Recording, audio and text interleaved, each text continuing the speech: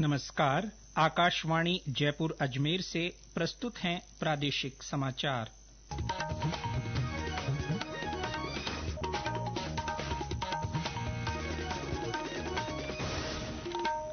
समाचारों के साथ मैं जितेंद्र सिंह पूनिया। प्रधानमंत्री नरेंद्र मोदी ने आज विश्व पर्यावरण दिवस के अवसर पर नई दिल्ली के भगवान महावीर वनस्थली पार्क में विशेष वृक्षारोपण अभियान का नेतृत्व किया। श्री मोदी ने एक पेड़ मां के नाम पहल के तहत बरगद का पौधा लगाकर अरावली ग्रीन वॉल परियोजना की शुरुआत की। इस परियोजना का उद्देश्य अरावली पर्वतमाला के 700 किलोमीटर क्षेत्र में फिर से वृक्षारोपण करना है। इसके माध्यम से राजस्थान, दिल्ली, हरियाणा और गुजरात सहित 4 राज्यों के 29 जिलों में अरावली पर्वत श्रृंखला के आसपास के 5 किलोमीटर के बफर क्षेत्र को हरित बनाया जाएगा। साथ ही अरावली की जैव विविधता को बढ़ाने के प्रयास किए जाएंगे। ये परियोजना स्थानीय समुदायों को रोजगार और आय सृजन के अवसर देकर लाभान्वित करेगी। इधर प्रदेश में राज्य स्तरीय समारोह जयपुर के आरआईसी में आयोजित किया जा रहा है। मुख्यमंत्री भजनलाल शर्मा ने इस अवसर पर पर्यावरण संरक्षण की दिशा में किए जा रहे कई कार्यों की सौगात प्रदेश को दी। इनमें 5 लवकुश वाटिकाएं, उदयपुर के रिसाला में ग्रीन लंग्स, माछला नगर वन, राज्य के 6 प्रमुख सरकारी अस्पतालों में सीवरेज ट्रीटमेंट प्लांट का वर्चुअल शुभारंभ शामिल हैं। इस दौरान जयपुर के नाहरगढ़ स्थित बीड पापड़ लेपर्ड सफारी का उद्घाटन किया गया।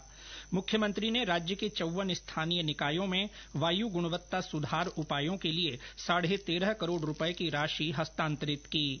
सांगानेर में सामान्य अपशिष्ट उपचार संयंत्र का लोकार्पण किया गया। इसके अलावा मुख्यमंत्री ने ई वेस्ट संग्रहण अभियान की शुरुआत की। इसके तहत ई वेस्ट ड्राइव व्हीकल्स को हरी झंडी दिखाकर रवाना किया। प्रदेश में आज से वंदे गंगा जल संरक्षण जन अभियान की शुरुआत हुई। अभियान के तहत 20 जून तक भूजल स्तर बढ़ाने और जल संग्रहण के कार्य किए जाएंगे। अभियान से लोगों को जोड़कर इसे जल आंदोलन बनाया जाएगा।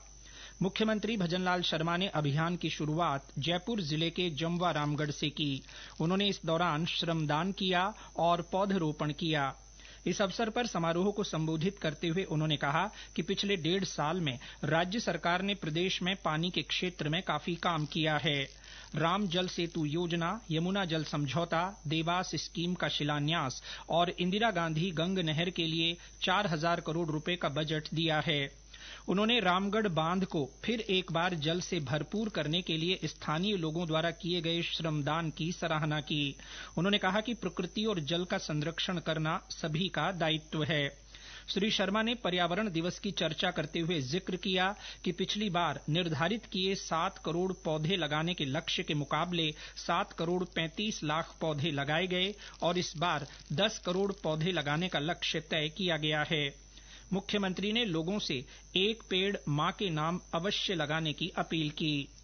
श्री शर्मा बूंदी के केशोरायपाटन में वंदे गंगा जल पूजन, चुनरी महोत्सव और कलश पूजन कार्यक्रम में शिरकत करेंगे।